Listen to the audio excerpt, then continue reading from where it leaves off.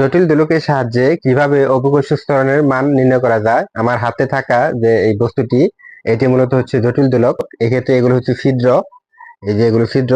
এটা হচ্ছে বরকেন্দ্র, বরকেন্দ্রের উপরে 4টি ছিদ্র রয়েছে এবং বরকেন্দ্রের নিচেও 4টি ছিদ্র রয়েছে।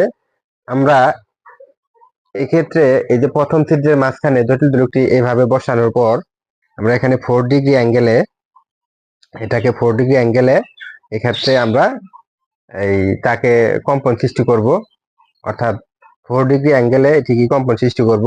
এভাবে 20টি কম্পন দেওয়ার জন্য আমরা 20টি দোলন বা 20টি কম্পন দেওয়ার জন্য আমরা দোলনকাল নির্ণয় করব। তার পরবর্তীতে পুনরায় আবার আমরা এই ছিদ্রের মাঝখানে, অর্থাৎ এই যে দ্বিতীয় নাম্বার যে ছিদ্র, এই বস্তুটিকে দ্বিতীয় নাম্বার ছিদ্রের মাঝখানে প্রবেশ করানোর পরে তখন আমরা এইভাবে আবার 20টি দোলনের পাত নিব। তারপর এইভাবে উপরে 4টি পাত নেওয়ার পরে আমরা এটিকে উল্টে দিব। উল্টে দেওয়ার পর আবার এই পাশ থেকে আবার এই যে 1 2 3 4 এগুলোর মাঝখানে আমরা আবার পাত নিব। এই পাত নেওয়ার পর পরবর্তীতে এই দোলন সংখ্যা গুলো যেহেতু আমাদের জানা, এক্ষেত্রে আমরা দোলন কালটা খুব সহজে বের করতে পারবো। তবে আমাদের মনে রাখতে হবে, সরল দোলকের তুলনায়, অর্থাৎ সুতার সাহায্যে যে আমরা পেন্ডুলামের সাহায্যে যে অভিকর্ষ ত্বরণ নির্ণয় করি, এই সরল দোলকের তুলনায় জটিল দোলকের অভিকর্ষ ত্বরণের মান সঠিক এবং নির্ভুল বেশি হয়।